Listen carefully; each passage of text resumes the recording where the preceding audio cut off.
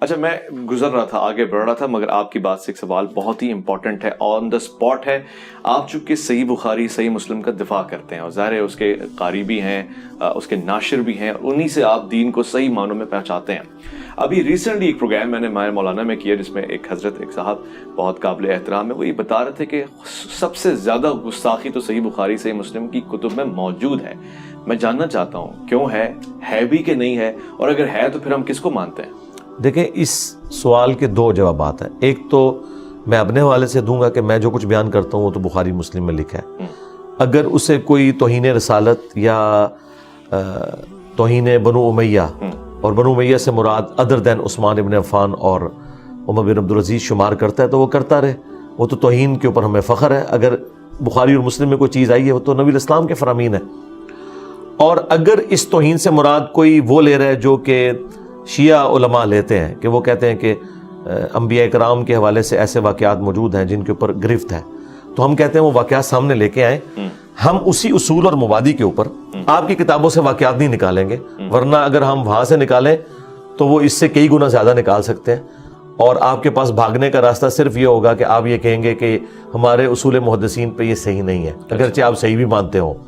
تو ہم to cut the story short کرتے ہوئے ہم قرآن سے اسی قسم کے واقعات نکالیں گے، اور پھر ہم آپ سے سوال کریں گے کہ قرآن کے اندر جو یہ واقعہ آیا ہے اگر یہ اخلاق سوز نہیں ہے تو صرف اس وجہ سے کہ اہل سنت کی حدیث کی کتاب میں کوئی واقعہ آ گیا آپ اسے اخلاق سوز کہیں گے. مثال کے طور پہ میں آپ کو دعوے سے کہتا ہوں، اگر حضرت موسیٰ اور خضر والا واقعہ، یہ لفظ خضر،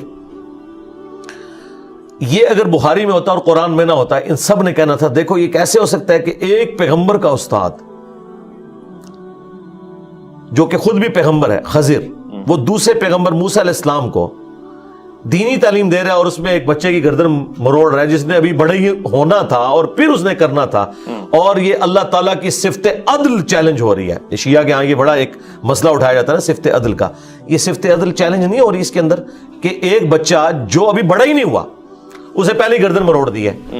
دیکھیں اس کے اوپر ایگزیکیوشن تو تب ہونی تھی جب بڑا ہوتا اور ایکٹیویٹی پرفارم کرتا.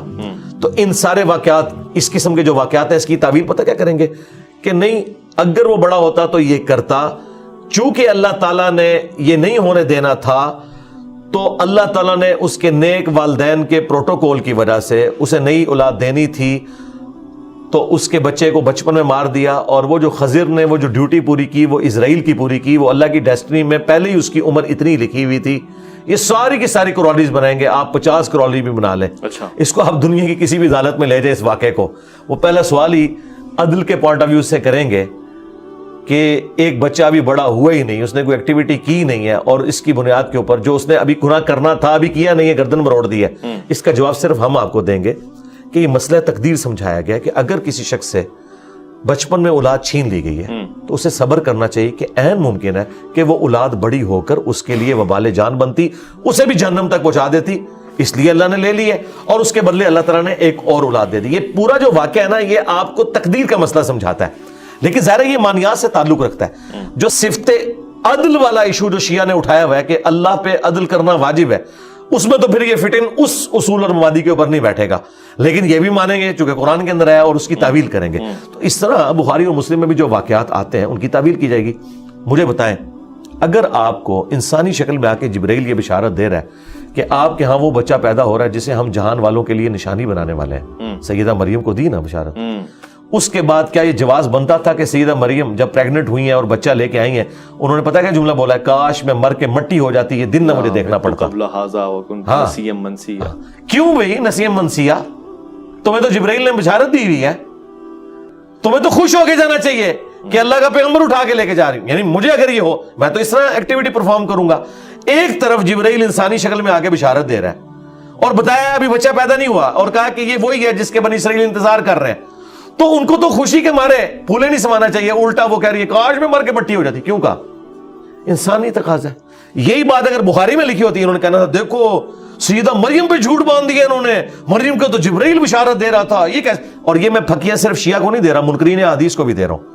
یہ ایک تیر سے میں دونوں کو علمی جواب دے رہا ہوں کہ تم لوگوں نے اس کا مذاق اڑانا تھا کہ اللہ کا پیغمبر اس کی پیدائش اس عورت کے ہاں ہونے والی ہے اور پہلی بشارت مل گئی ہے، اس کے باوجود بھی وہ رو رہی ہے. اور وہ ڈرتی ڈرتی وہاں جاتی ہے. اس سے بھی بڑھ کر حضرت زکریا علیہ السلام کو جب انہوں نے حضرت مریم کے پاس بے موسمی پھل دیکھے, دعا کی, اللہ نے بشارت دی, دے دی. کہا نشانی, کہا کہ تم 3 دن تک کلام نہیں کرو گے مگر صرف اپنے اشاروں سے. اچھا ہو گیا. تو جب فرشتے نے آگے بشارت دی تھی تو انہوں نے کہا کہ میں تو بوڑھا ہو چکا ہوں, میری بیوی بانجھ ہے, مجھے اولاد کیسے ہوگی؟ مجھے بتائیں, مجھے آپ کو یہ بات پتہ ہے کہ اللہ چاہے تو بانجھ کو بھی اولاد دے سکتا ہے. حضرت زکریا علیہ السلام کو نہیں پتا تھا؟ پتا تھا. ایک انسانی تقاضا, انسان کو ہمیشہ کیوریوسٹی رہتی ہے کہ یار یہ کیسے ہوگا, کوئی نئی بیوی آئے گی. اب یہ میں تعویل کر رہا ہوں, قرآن میں نہیں یہ تعویل لکھی ہوئی, یہ میں تعویل کر رہا ہوں. یا یہی بیوی اللہ تعالیٰ میرے لیے اس کو صحیح کر دے گا, یہ تو مطلب اس چکر میں پڑنے کی ضرورت نہیں ہے. اور دیکھیں وہ فرشتے نے بھی جو جستہ جواب دیا ہے نا, انہوں نے کہا کہ تو بھی تو زکریا کوئی شے نہیں تھا, اللہ نے تجھے بنایا تھا, تو اللہ تعالیٰ تجھے کیا اولاد نہیں دے سکتا؟ ٹھیک ہے نا. تو اس طرح کے واقعات اگر احادیث میں آئے ہوتے ہیں, انہوں نے مذاق اڑانا تھا. دیکھو جی پیغمبر کا اسٹیٹس ہو سکتا ہے کہ وہ دعا مانگے اور قبول ہو جائے اور آگے سے وہ چھوٹی چھوٹی باتیں کرے. ٹھیک ہے. اسی طریقے سے آپ دیکھیں جو 2 کووں کا واقعہ ہے سورۃ المائدہ کے اندر, جب قابیل نے حابیل کو قتل کیا تو اسے اب سمجھ نہیں آ رہی تھی, پہلا قتل تھا کہ میں نے لاش کے ساتھ کیا کرنا ہے. تو اللہ تعالیٰ نے قرآن کے الفاظ 2 کوے بھیجے, اور پھر فل ان دی بلینکس ہے, وہ تورات میں پوری تفصیل موجود ہے, لیکن وہ فٹ ان بیٹھ رہی ہے کیونکہ اینڈ پہ وہ جملے بولتا ہے کہ میں تو کوے کی مانند بھی نہ ہو سکا کہ اپنے بھائی کی لاش کو چھپاتا. اس کا مطلب ہے جو تورات میں اور اسرائیلی روایتوں میں آیا کہ وہ جو کوے لڑے ان میں سے کوا مرا, دوسرے نے اس کی قبر چونٹ سے کھودی اور اسے دفنایا. اس کے علاوہ کوئی اور چیز فٹ ان نہیں بیٹھتی کہ میں کوے کی مانند بھی نہیں ہو سکا کہ میں اپنے بھائی کی لاش چھپا سکتا. یہ الفاظ تو قرآن میں تھے. اس کا مطلب ہے کہ وہ بات بالکل درست ہے کہ ایسا ہی ہوا ہوگا. اب یہ واقعہ بخاری میں لکھا ہوتا نا تو انہوں نے کہنا تھا جی یہ کوے کہاں پائے جاتے ہیں جی جو اپنے مردوں کو دفناتے ہیں, یہ تو ہے ہی لاجیکل واقعہ ہے. جسے وہ کہتے ہیں جی بخاری میں لکھا ہوا ہے کہ وہ بندروں نے سنسار کیا تھا, تو ہم ان کو کہتے ہیں بھائی جہاں وہ کوے پائے جاتے ہیں نا جس جنگل میں, وہاں پہ یہ والے بندر بھی پائے جاتے ہیں. تو اس طرح کے کئی واقعات ہیں جو میں قرآن سے پیش کر سکتا ہوں. مثلا موسیٰ علیہ السلام, ان کی والدہ کو بشارت دی گئی ہے کہ بچہ پیدا ہوگا, اپنے پانی میں ڈال دینا سب کچھ. قرآن تو کہہ رہا ہے کہ وہ جو بھی بچہ پیدا ہوتا تھا فرعونی قتل کر دیتے تھے. اچھا موسیٰ علیہ السلام کو انہوں نے کیوں نہیں قتل کیا؟ یہ کہیں گے جی پانی میں بہا دیا.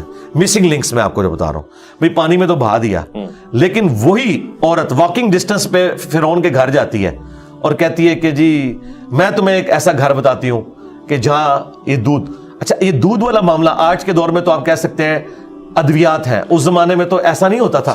ویسے یہ ماں ام موسیٰ ہیں یا موسیٰ علیہ السلام کی بہن ہے مریم جو وہاں اس فرعون نہیں, وہ تو بہن گئی ہے نا, وہ کہتی ہے میں خبر دیتی ہوں ایسے گھر کی. اچھا اب وہ جو خبر دی اس گھر کی, اس گھر والے سے کہیں فرعون نے نہیں پوچھا کہ بھائی تیرا دودھ کہاں سے اتر آیا, تیرا بچہ کدھر ہے جو پیدا ہوا تھا, وہ کدھر غائب کیا, کہ یہ وہ بچہ تو نہیں. اب یہ سارے مسنگ لنکس ہیں.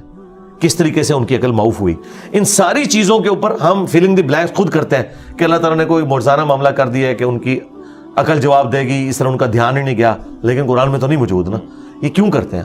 فٹ ان بٹھانے کے لیے. تو اس طرح احادیث کے معاملے میں بھی تعویلات, ہاں جہاں 180 ڈگری آ جائے اسٹیٹمنٹ وہاں تعویل نہ کریں. 180 ڈگری یہ ہے کہ قرآن ایک بات کر رہا ہے, بالکل اس کے اپوزٹ کوئی اور بات ہو رہی ہو, پھر 180 ڈگری ہوگی. اگر قرآن اس بات میں خاموش ہے اور سنت اس کی تفصیل کوئی بیان کرتی ہے, مثلا قرآن میں یہ تفصیل نہیں آئی کہ یہ واقعہ موسیٰ اور خضر کا کیوں ہوا ہے, لیکن بخاری میں موجود ہے کہ حضرت موسیٰ علیہ السلام سے بھرے مجمع میں کسی نے پوچھ لیا تھا کہ اس وقت سب سے بڑا عالم کون ہے, تو انہوں نے کہا کہ میں ہوں. یہ بات تو ٹھیک کی تھی انہوں نے, وقت کا پیغمبر سب سے بڑا عالم ہوتا ہے, لیکن اللہ تعالیٰ ان کی اس حیثیت کے مطابق یہ ایکسپیکٹ کر رہا تھا کہ سب سے پہلے وہ اللہ کا ذکر کریں.